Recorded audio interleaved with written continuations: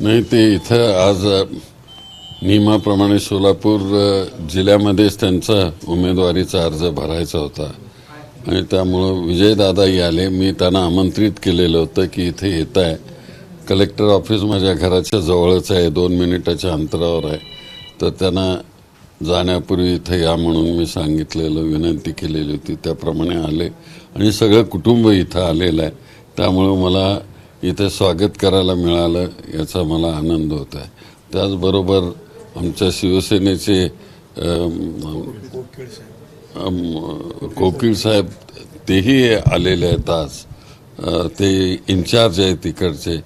त्यांचे मी मनापासून स्वागत करतो इथे आणि विशेषतः धैर्यशील रावांना मी मनापासून शुभेच्छा देतो की प्रचंड बहुमताने ते निवडून येतील याविषयी माझ्या मनामध्ये कुठल्याही प्रकारची शंका नाही. कारण दादांनी आत्तापर्यंत तो सगळा भाग सुरक्षित ठेवलेला आहे. मध्यंतरी त्यांनी ते थोडीशी गडबड झाली होती, तिकडे दुसरीकडे गेले, पण आता ते परत इथं आले आणि परवाच शरदचंद्रजी पवार ते आणि मी आम्ही तिघे होतो. त्याच्या अगोदर त्याच दिवशी रात्री त्यांनी NCPमध्ये प्रवेश केला आणि त्यामुळं आता हा सगळा प्रश्न मिटलेला आहे आणि त्यामुळं विजयाची खात्री आहे. साहेब, राज्यात एक वेळ अशी परिस्थिती होती की आपण मुख्यमंत्री होता आणि दादा उपमुख्यमंत्री होते. आज दोन्ही घराण्यांचे वारस खासदारकीच्या निवडणुकीच्या रिंगणामध्ये आहेत. तीच पुन्हा एकदा एक पार्श्वभूमी आपल्याला दिसते निवडणुकांमधनं. पुन्हा ते चित्र आपल्याला सोलापूर जिल्ह्याला पाहायला मिळेल? नाही, असं चांगलं चित्र सोलापूर जिल्ह्यामध्ये पाहायला मिळेल.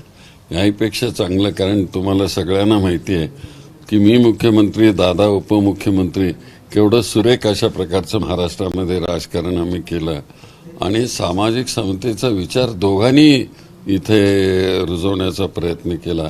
पण दुर्दैवानं पुढच्या काळामध्ये जातीवादी शक्ती फोफावली गेली. ठीक आहे, आता सर्व काही व्यवस्थिशीर होईल. देवेंद्र फडणवीस सत्ता सोलापुरात आले होते. त्यांनी म्हणलं की 40 वर्ष आपण दोघांनी सत्ता इथं केली, मात्र सोलापूरच्या पाण्याचा प्रश्न आपण सोडवू शकला नाही, अशी टीका आपल्यावरती होते. आपण प्रयत्न केले होते पाण्यासाठी, काय नेमकं घडलं? नाही, सोलापूरच्या पाण्याचा प्रश्न म्हणजे एकतर हा सगळा दुष्काळी भाग आहे. त्यात उजनी धरण इथं एक 50 वर्षापूर्वी इथं आणलं गेलं आणि त्याचे हे पाणी हे संपूर्ण जिल्ह्याला पुरं पडत नाही. त्यामुळे आजही अक्कलकोटपर्यंत ते पाणी पोचत नाही, अशा प्रकारची परिस्थिती नाही. पुण्यासारखी किंवा नागपूरसारखी इथं परिस्थिती नाही. खूप धरणं नाही आहेत इथं. एकाच धरणावर एवढा सगळा जिल्हा, बाजूचे जिल्हे भिजले जातात.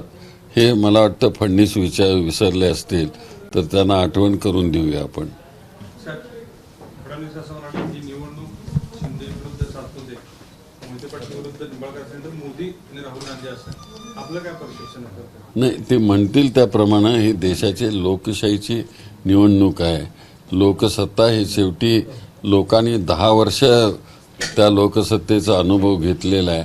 आता लोकच म्हणतायत की आम्ही आता सगळा बदल घडवून आणणार आणि मला वाटतं की हुकुमशाही विरुद्ध लोकशाही अशा प्रकारची खरी लढत आहे. साहेब, भारताची निवडणूक ही थेट पंतप्रधान किंवा थेट राष्ट्रपती निवडून देण्याची नसते. ती आपण लोकप्रतिनिधी आपला स्थानिक पदावरती निवडून देत असतो. मात्र भाजपकडनं एक परसेप्शन असं केलं जातं की लोकप्रतिनिधी तुम्ही निवडून देतच नाहीये, तुम्ही थेट मोदींनाच निवडून देता. हे एकाधिकारशाहीकडं किंवा राजकीय तुम्ही जसं हुकुमशाही म्हणता तशा पद्धतीनं घेऊन जाणार आहे सगळं? नाही, असं आहे. याच्यामध्ये त्यांच्या मनामध्ये काय आहे, डोकावत आहे, हे अजून सांगता येत नाही. आणि म्हणूनच आम्ही म्हणतो की ही लढाई ही हुकुमशाही विरुद्ध लोकशाही आहे आणि घटना बदलणार, काय करणार, ठेवणार याचं हे चित्र आहे. ABP माझा, उघडा डोळे बघा नीट.